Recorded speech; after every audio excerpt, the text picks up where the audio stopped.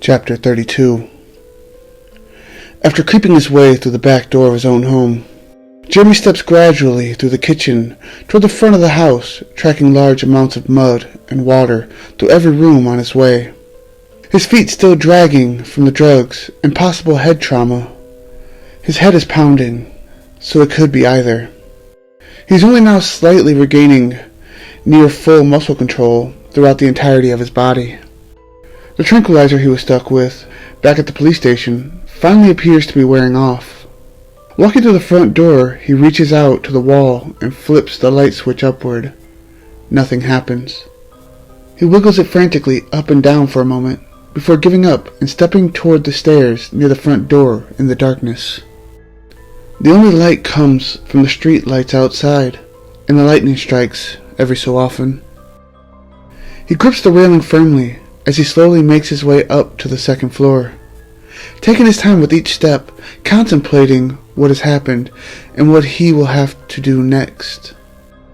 A mixture of mud, blood and tears now drop from him as he slinks his way upward toward the top of the stairs, leaving a trail of tortured filth behind him.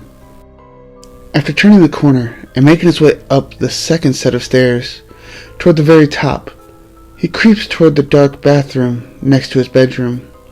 He reaches out to turn on the light at the top of the stairs, but again, it results in nothing more than furthering Jeremy's dread. The power to the whole house must be lost. It must have been knocked out because of the storm, he whispers softly, trying to bring comfort to himself while ignoring the illumination of the streetlights outside. Jeremy has made his way to this room many times in his life, but lately the dreams have made him feel more and more uneasy every time he approaches it. This time, however, is different. In the darkness, he almost feels comforted and welcomed into the room that has been haunting his dreams, as if beckoned by the mirror that terrorizes him. Standing in the doorway, he peers into the darkness. With no sign of light around him, he can see nothing within its walls. As he stares forward, lightning flashes and he sees himself covered in blood, similar to the image he had seen earlier in his dream. He no longer feels darkness' gentle embrace, but again, the reality of what was truly happening and what was to come. He rushes forward to the sink, turns on the hot water, and screams out in pain as he begins to scrub his body clean of the blood with the scalding liquid. It doesn't disappear quickly, but with grueling effort and much fear, he clears his face, hands, and hair of all traces. Crying out, he holds his head under the steaming flow to remove the blood from his hair. Clawing at his scalp, he manages to free his hair of the mud and blood that caked itself onto him. Turning off the water, he sits himself down on the floor. His back against the sink, he dries himself with a towel above him, and rocks back and forth trying to figure out what to do with his eyes closed tight, squeezing out the tears. Hurling the towel across the room, he slams his fist into the wall next to him as hard as he can, busting a small hole into the cheap drywall. It was then that something finally occurs to him. Where the hell is Mom? He asks himself as he was expecting her to be home. He would have called her, but his dead phone still sits in Aaron's apartment. Rising to his feet, he walks out of the bathroom and begins to call out to her. Ma! He calls out again and again as he searches.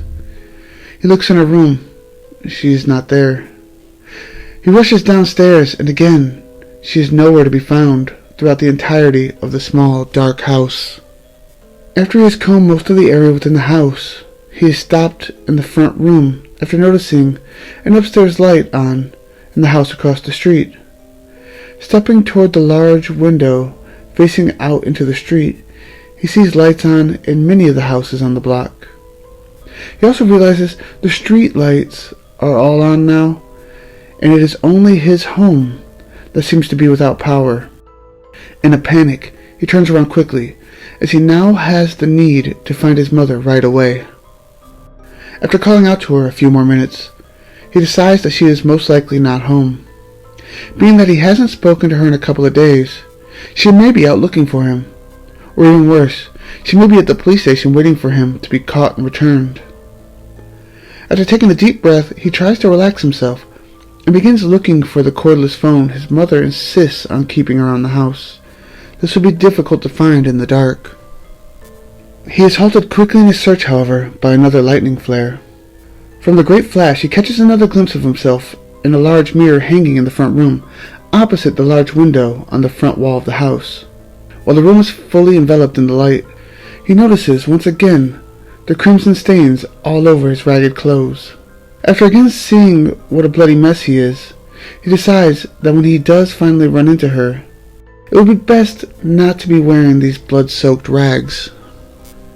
Hastily, he makes his way back upstairs toward his room to change into some fresh clothes. Rushing up to his door, quickly he turns the knob. As the door swings open and he begins to step in, lightning flares outside once more and he sees his mother covered in blood, lying dead on his bed. Her cold, dead eyes staring at him, as her head hangs backward over the side of the bed, and blood running in streaks flows down her face and slowly drips from her hair to the carpet below. A solitary knife stands firmly from her chest, as the red streaks around it glow in the light engulfing the room. Thank you for listening. If you're enjoying the story and how it's going, please subscribe so you can get every chapter as it comes through.